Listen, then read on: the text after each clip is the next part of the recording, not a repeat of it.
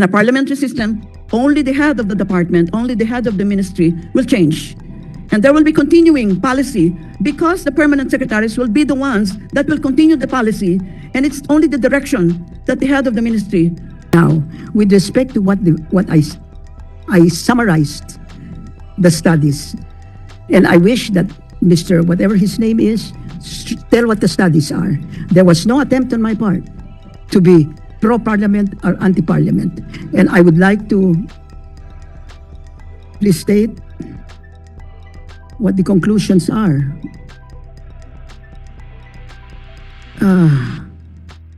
Diyos ko. Sir Orion, pakipadalan mo po kami noong Please, let's, Apo, I mean, Sige po. ng mga Studies. records po ninyo. I cannot stand these assertions and etc. I think Professor Monsod need not restate the 6 conclusion. Nasabi na po yun. Yeah. Okay na po. But please make certain that these conclusions show no significant difference or significant differences. That's all. Now, I have a rebuttal to that. Sandali lang po. That is a fact. Mr. Orion, sandali lang I have po. a solid Tatawagin po rebuttal. kayo. Please lang po. You're not putting in an argument. Sir Orion, please po. Makikiusap lang po sa inyo ang committee. Always address the chairman. That is a fact. I mean, please.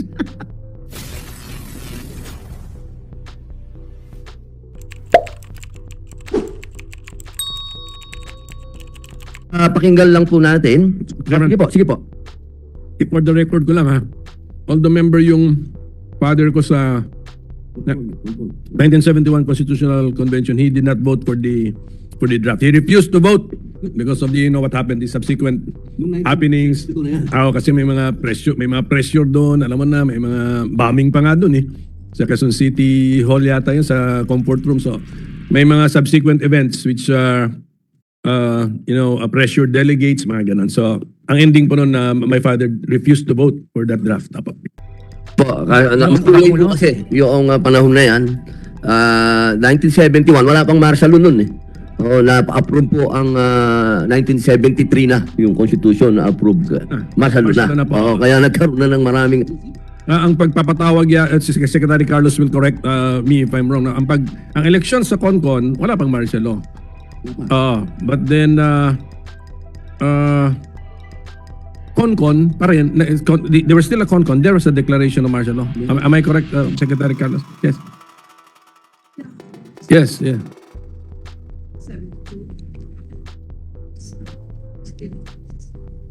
Yes, ganun yun. So, Ano pa sila eh? Nagkakadimandahan pa sila. Opo, so yun po yung nangyari. So, imagine niyo na lang when you are now asked to vote for a draft, and then it was under martial law situation. So, maraming influences po,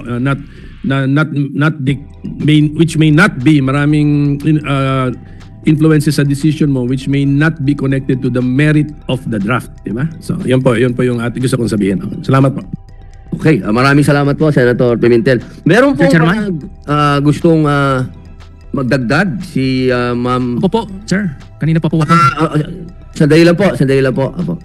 Ma'am Clarita Monsod. Ma'am, kayo pala yan. Kanina kasi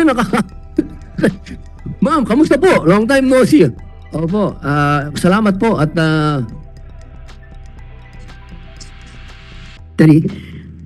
Kasi merong mga ebidensya, studies have been made, and this is hard evidence. Alam niyo ba na only 2 countries, the period from 1962 to 1998, only 2 countries changed their form of government. There was Cyprus in 1970 and Sri Lanka in 1978, because it's very hard.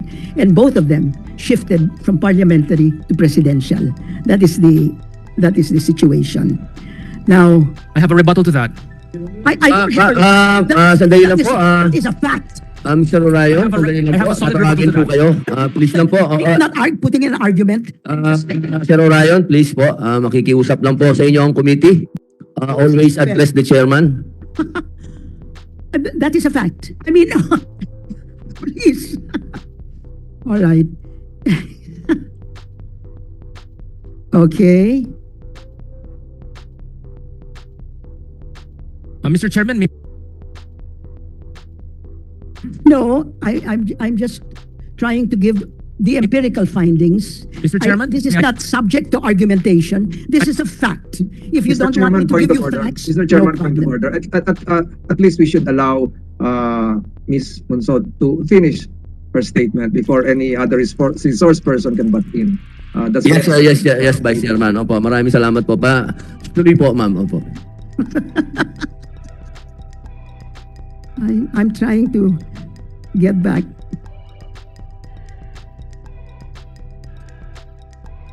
I'm sorry. I've lost it. Habang hinahanap niyo po, Yeah. ma'am, magkukwentuhan lang po kami ni Senator Coco Pimentel dahil napakaganda po nung topic na pinag-uusapan natin. Noon pa lang kasi nakikita mo na talaga, no, Senator, talagang meron talagang need for change. Kasi 1935 Constitution, naging 1973, tapos naging hindi bago yung pagpapalit ng konstitusyon no? Hindi, tsaka ito lang po Mr. Chairman.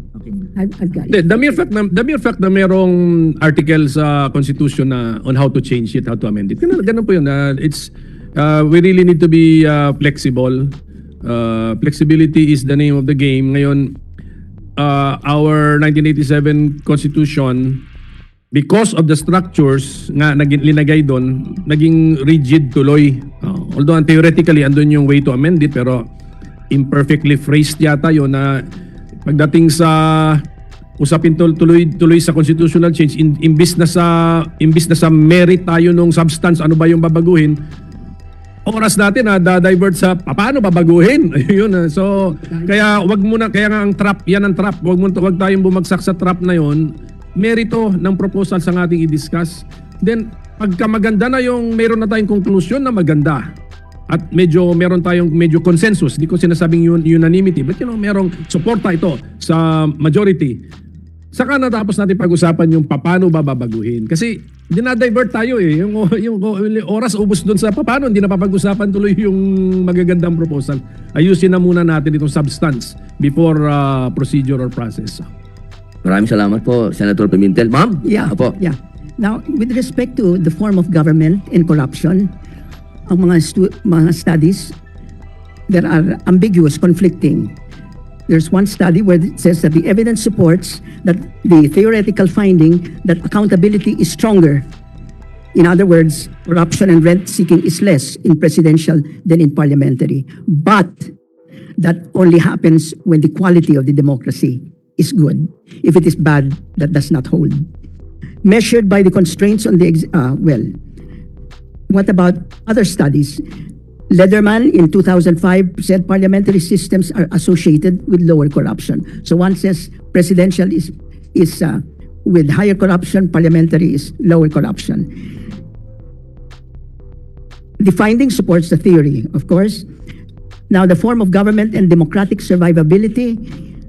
One study, Stepan and Skak says parliamentary democracies had a high rate of survival, more than 3 times higher than that of a presidential democracy.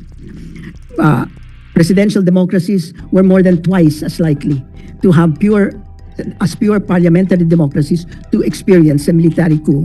And not one presidential regime managed to survive as a democracy for 10 consecutive years from 1980 to 1989, while 15 of the 41 parliamentary systems did.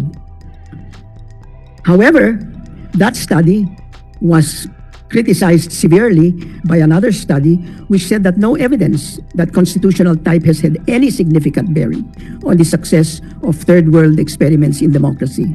And there is no statistically significant difference between breakdown rates of presidential and parliamentary. In fact, the selection of successful parliamentary democracies was biased against Latin America in favor of Africa. So here are studies done empirically to test the experience of these forms of democracies, and this is their findings.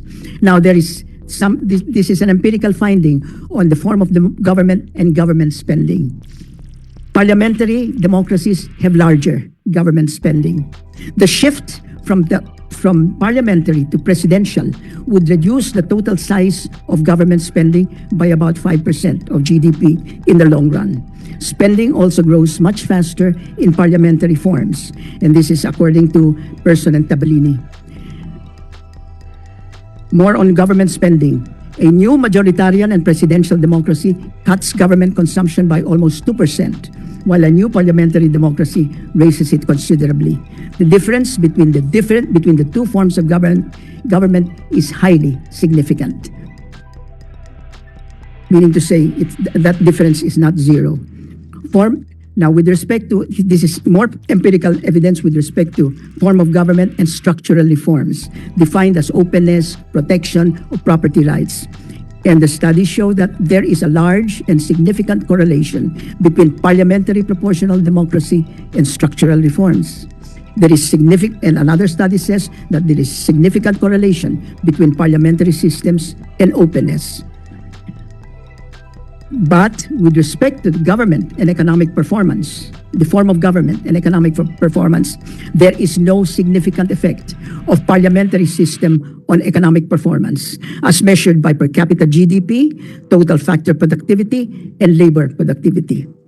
That is one study. And another study says a new parliamentary democracy grows 1.5% less than a new presidential democracy. These are the empirical facts that come out of studies. So, in summary, there is conflicting empirical evidence as to which form of government will lead to lower corruption. That is, there is conflicting evidence as to whether constitutional type has any significant bearing on the survival of democracies. But the evidence is pretty strong that presidential regimes have smaller spending, meaning to say government spending as a percentage of GDP than parliamentary regimes. And a parliamentary system is systematically correlated with structural policies. But a parliamentary system has no significant effect on economic performance. And the sixth takeaway here is a new presidential system grows faster than a new parliamentary system. This all come from studies. No argument on my side. These are what comes out. Right? Okay, sige po. Just a question. Were those conclusions your conclusions or conclusions of a study? No, these are the studies. Study. Sige. Yes, So, these are. so around six major. My conclusion. Okay, that you just read the study. So nakuha ba ng stenographer natin yung the name of the study? So we can. These are several studies. These are the whole. Several studies, but you listed the 6 conclusions. From those several studies. Yes, from those several studies. So thank you for. Just summarize. Yes, thank you for summarizing the studies for us. Yun lang yung kinaklaro ko. Salamat po. Maraming salamat. Tapos na po kayo? Yes. Apo, meron lang pong sasabihin si Secretary Clarita Carlos. Yes, thank you very much. I would like to compliment my colleague, Professor Monsod. We're colleagues at the University of the Philippines. I at the Department of Political Science and Professor Monsod at the School of Economics. I complimented her because she presented empirical evidence which were done by social scientists in regard to which type of structure would enable us to reach the desired result. There is no doubt that if you will notice, some of them are conflicting results. Yes, and as it should be, as is in the nature of social science research. Mainly because social scientists, including economists who are social scientists, use different variables to test, and they also have different levels of confidence when they test. And so when Professor Monsod talks about no statistical difference, it simply means that whatever difference that you're seeing is happening by chance. But when she says that there is a very high correlate, that means that they are moving in certain kinds of direction, which in fact are related to each other. This would be for the benefit of those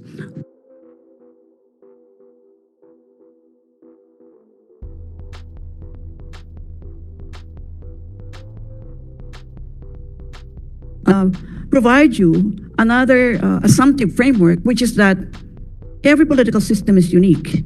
While it is true that we're able to detect patterns among them, it's not always the case that countries are comparable, because they're mostly not. Even social scientists, when we even investigate the same issue area, We in fact are investigating it in a different way because we are weighing the variables with different potencies, and that already changes the conceptual framework. So I agree, let us listen to the empirical evidence and let us listen to colliding evidence also pertinent to this. That's the reason why in advance of this session, Senator Padilla, remember I was telling you, let us look at the pluses and the minuses, but I still argue there will be more pluses for parliamentary systems. Thank you. Meron po kayong gustong idagdag? Okay. Okay po. Study lang. Opo. Meron po tayong iwan muna po natin yung topic na yan. Puntahan muna po natin yung kung bakit po tayo nandito.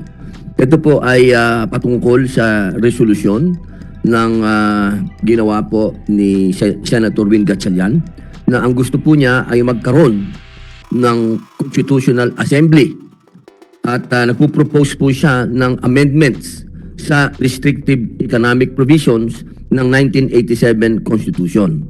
Ito po ay nag-request po si Senator Winnie Gatchalian na gusto po niyang mahingi ang opinyon ng ating mga secretaries. Kaya po natin inimbitahan yung ating mga kalihim at tayo naman po ay sinwerte at pinagpala na tayo po ay pinagbigyan ng ating kalihim sa national security, ang ating pong ginagalang na si Secretary Clarita Carlos.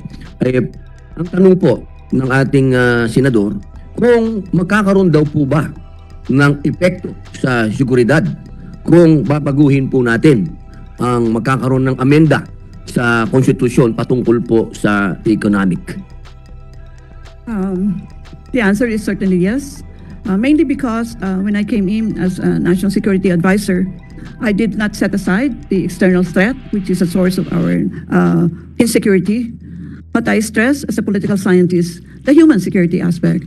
Therefore, whatever changes you want to make in regard to the 1987 Constitution, whether they are economic changes, whether they are political changes, etc., they will invariably link to how we enhance the security of the individual, food security, energy security, health security, security of your person.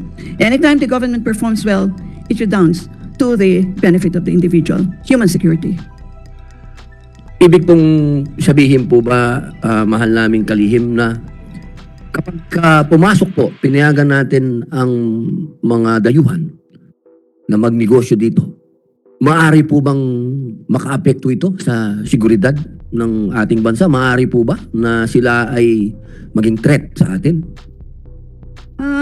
Siguro mas marami yung hindi threat sa sa pagpumasok ang mga dayuhan, no? Kasi ito siguro yung sinusulong ng marami na alisin na yung 60-40 restriction. And ang mangyayari nito down the line is that of course the President of the Republic would like to create jobs, especially for 2 years talagang nilampaso tayo ng pandemic. So when they come in, they bring in capital, they bring in factories, manufacturing, innovation. They create jobs. You create jobs. Somebody is paying for his amortization for a house. He has money to pay for the amortization of the house. Human security. You create jobs. They will put their children to school. Education. We are educators here, Professor Monsod and I.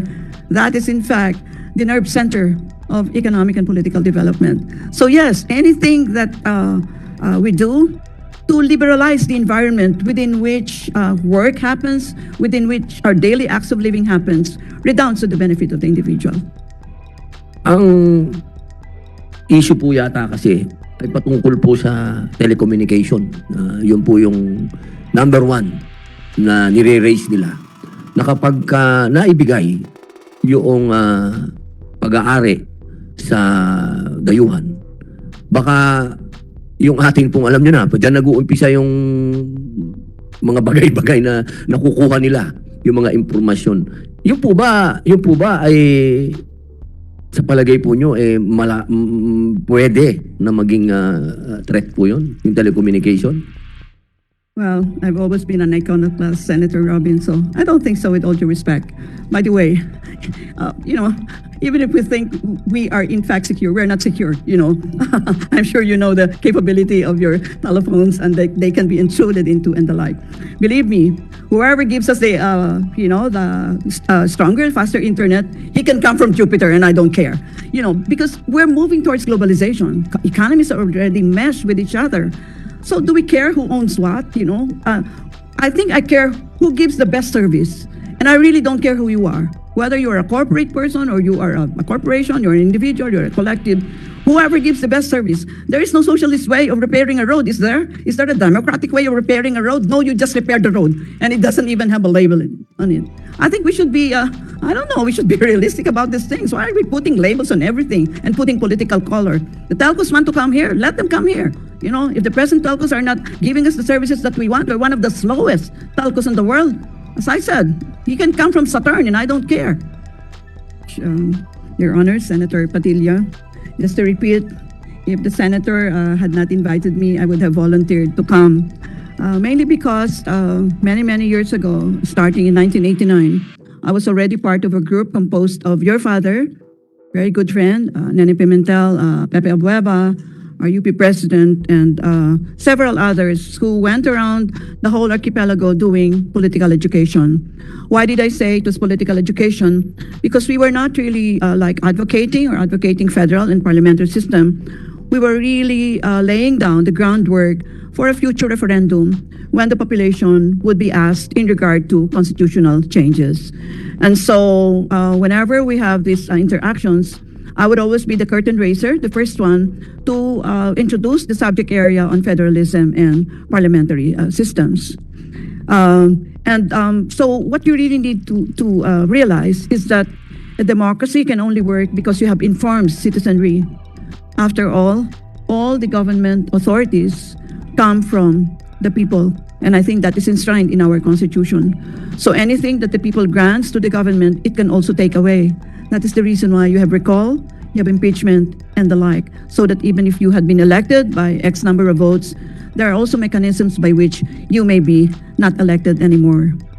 And that brings us to the question of why are we revising our Constitution? Well, the quick and dirty answer there, I use the term quick and dirty because it's the one we use as social scientist, Senator, to mean that we had very little time and therefore I have to truncate my responses. I know I can deliver a whole session here of my lecture, but I know that there are many other resource persons. And I hope you will invite me another time so we can continue this conversation on many, many aspects of the changes that you want undertaken. Structures are very important. Structures are really the institutions within which you envelope or you embrace individuals and groups, and the structures will define the limits to action. They will define the floor and they will define the ceiling, the bottom and the top. So that an individual, when given a particular structure, like if this were a glass, the individual knows that it can only work within the structure of the glass. Like this, cylinder. Like, you talk of the leche flan, which can be formed in different configuration. If you form it in an oblong, the milk and the sugar will only work along the edges of the oblong or whatever shape the leche flan will take. That is the nature of structure. Now, if you put warm bodies in structure, then the warm bodies will have to align within the structure. And when they so align within the structure, you invariably change their behavior. So the basic groundwork, Senator, of the changes that you want would really be this philosophical perspective that structures will result in behavior change. That's the reason why we're revising the Constitution. Because what you have seen from 1987 is that there have been a lot of things that we have done and not done, and we think that the change is in order. And the change can only come from changing the relationship among structures. And I think you hit on one of the major relationships, and that is between the executive and the legislature. Now, people seem to get confused in regard to federal and parliamentary systems. I think you mentioned that already, Senator Pimentel.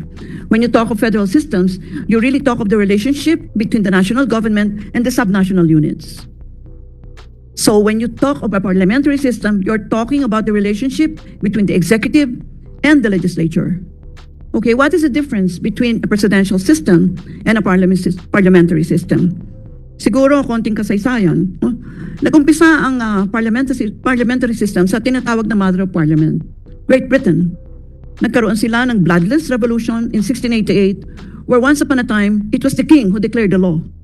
And I'm sure you remember the divine rights of kings, Senator Robin. The divine rights of kings simply declares that the kings represent God. And therefore, whatever the king says is law. But they had this glorious revolution, and so they constituted what is called the parliament. The word parliament comes from the French term parler, P-A-R-L-E-R, which means to talk. That's why parliament is a talking environment. You talk.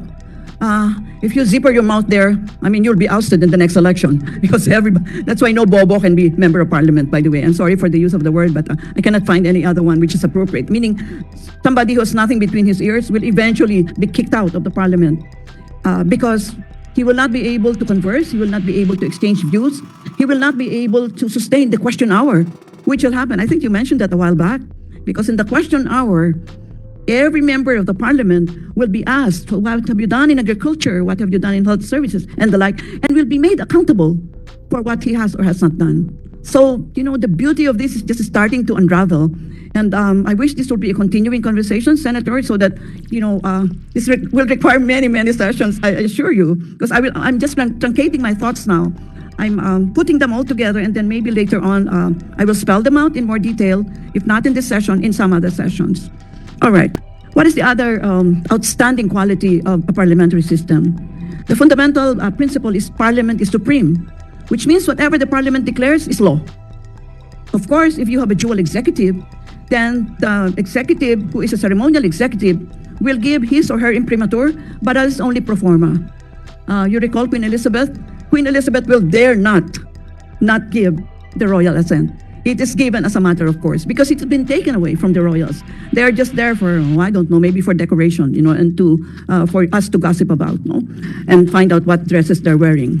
But if in a parliamentary system, you will have two executives, the one who will be there when your prime minister is kicked out of office, and when the government of the day is not there, and therefore you have a president there who will be the bridge towards the next government of the day.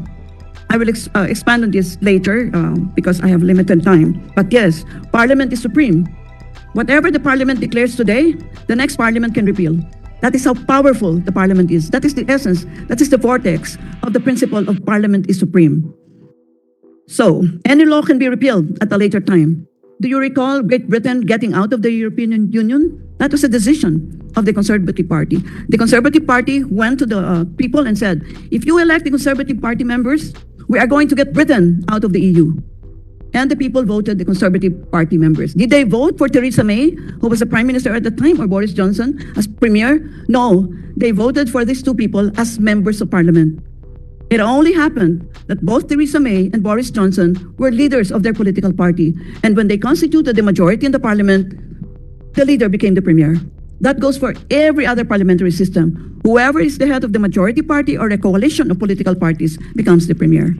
And the Premier is the head of government. The President is the chief of state. All right. The other pluses of parliamentary system, and has been noted by Senator Padilla, is that there is a fusion of the executive and the legislature. You are not electing an executive because the Prime Minister will elect from among the majority party members the heads of his cabinet. If you'll notice, if you've been to Great Britain, or if you've seen it, as they are being videoed, you'll notice that the configuration is something like this, although the walkway is a little bit bigger, maybe double this. That's the reason why there is a term called crossing the aisle, isn't it? Because that is the aisle. If you cross the aisle, you actually change your political color. So let us assume the speaker is there. Whoever is seated to the right of the speaker is the government of the day. You are the premier. I am the shadow government. I am the head of the minority party. At any time you are ousted, we will exchange places. And let us say Senator Pimentel is seated there as the head of housing. Opposite from him would be Professor Monsod, who will be the housing minister even when your government is ousted. Do you see, even just looking at the parliament, in process, you already have a story there, isn't it? A lot of stories there. The concept of rightists and leftists came from that. Whoever is in the right of the speaker wants to keep the status quo. You want to be the government of the day. The one who is on the left of the speaker wants to change the status quo. We are the shadow government. I want to change you. I want to be the next premier. So, all right. What is the other beautiful part about parliamentary system? There will be no notion of term limits. If you're elected as a member of parliament, you can be elected for as long as you are alive or can continue to discourse in parliament. And you're elected by your electoral district, by the way. If you do not perform, of course, the next time you are not elected. And the best part about that is you don't even need to spend for your election because it is the political party to which you will plug your umbilical cord because it will pay for your campaign expenses, your radio and TV time. But beware, if Eric... Oh, at pag mas maraming trabaho, mas mataas ang mga sweldo. Kaya ako dito ako sa Singapore, kitang-kita ko, sa travels ko nakikita ko. Tayo lang ang napag-iiwanan. Bakit? Tayo lang ang may anti-FDI restrictions in the Constitution. Yung po, tapos itong mga workaround na ginagawa, they are only workarounds. Kung pakikinggan po natin ang matagal ng sinasabi ng Joint Foreign Chambers of Commerce and Industry sa Pilipinas. Ito po, sabihin si John Chambers ng American Chamber of Commerce, yung dating si Mr. Schumacher, ngayon si Lars Wittig na sa European Chamber of Commerce, o yung iba't iba. Tanungin niyo po sila, paulit-ulit lang sasabihin, tanggalin ninyo ang mga restrictions sa Constitution dahil masama ang kanyang, tawag nito, ang perception po na nangyayari. So, yun lang po, marami po sana akong papakita dito na ebidensya, no? Pero alam po, konti lang po ang oras natin. Maraming salamat po sa inyong lahat. Ginoong Tagapangulo, maraming salamat din po sa ating resource speaker na galing sa UP School of Economics dahil na at least man lang nagbigay din siya ng mga studies na pabor nga sa parliamentary system. Sana nga lang ay hindi pinamukhang equal dahil lumalabas overwhelming, gaya lang ng sabi ng aking mentor na si Professor Clarita Carlos, overwhelming and preponderance of evidence na mas maganda talaga na mag-parliamentary system kaysa sa presidential. Maraming salamat. Maraming salamat, Sir Orayon, sa iyong presentasyon. Ayun po, ay baka meron pong gustong... Yes,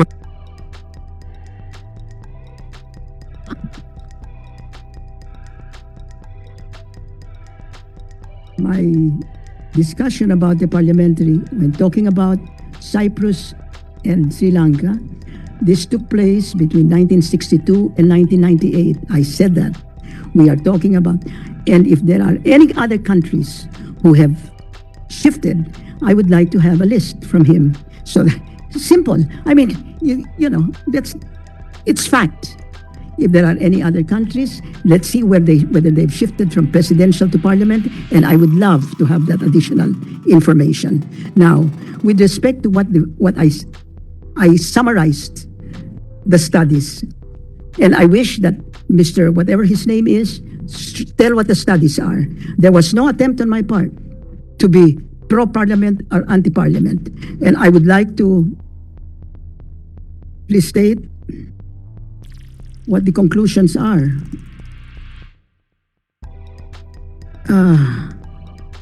Diyos ko. Sir Orion, pakipadalan mo po kami noong... Please, Apo, I mean, Sige po. ng mga records po ninyo. I cannot stand these assertions and etc. I think Professor Monsod need not restate the 6 conclusion. Nasabi na po yun. Yeah. Okay na po. But please make certain that these conclusions show no significant difference Correct. or significant differences. That's all. Right. Claro. Actually, si Mr. Dumdum nga, since we are both pro-parliamentary system, actually we should not actually worry about the inputs na the two countries mentioned, Cyprus and Sri Lanka, are not even good models for the presidential system. Itong nangyari sa Sri Lanka recently, economic collapse. Ano isang factors? Marami daw factors, but one factor, abuse no isang pamilya which captured political power for 20 years din yata under a presidential form of government. So that's one of the reasons given. So gumanda pa nga sa kausa natin sa kausa ng mga pro-parliamentary, if these are this is the facts given to us, mas maganda pa, mas pabor pa sa atin because we cannot make Sri Lanka as a good model to continue with presidential form of government.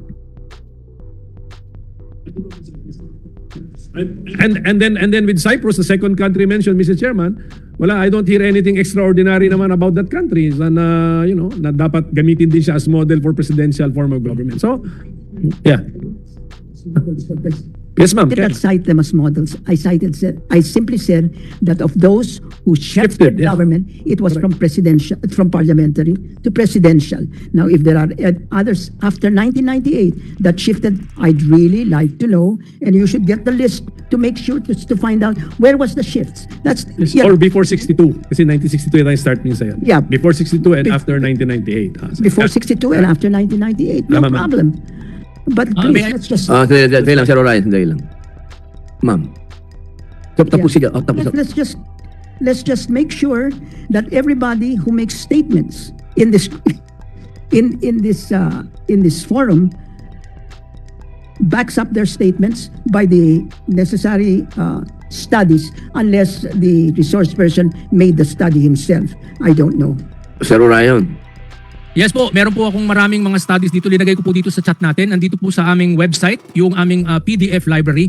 Meron po kaming around 30 or more na studies na nakolekt namin. Nandun po sa loob ng correctphilippines.org/PDF_library. Sir Orion, pakipadala niyo po sa amin ang lahat ng Nilagay yan. ko po dito sa chat po. Link lang. Opo, nasa link po ng chat dito. Siguro may taga-secretariat po, baka kaya nilang makuha para maipadala sa lahat. Nandito po siya sa chat, pinasok ko. At makikita po ni na mahal na profesorang galing sa UP School of Economics, makikita po niya. Excuse me, Maraming Mr. po What is his mga- name? I'm Orion Perez. Yeah, I'm I'm not- Sir Orion, may sinasabi si ma'am. Yeah. No, just give me the studies. I look at them. Right? None of this, I'm looking at it from the ground. You mean to say, if you are not a poor person, you do not know what a poor person undergoes? Is that what you're trying to say? You have to be I never from the said anything like ground? that, ma'am. Unbelievable. Wala naman po, okay naman po. Yes, please. Apo, Sir Orion, maraming salamat ha. Hintayin namin ha, pakipadala yung link. Opo, nadala po na po ang link. Okay, salamat Excited po. po rin po yung mga bansa na sinabi. Kasi marami po mga bansa na Sige, salamat ha, Sir Orion ha. Opo. So hanggang dito lang tayo mga tol. Maraming salamat sa panonood at patuloy na suporta. God bless you sa inyo lahat at hanggang sa muli. Paalam!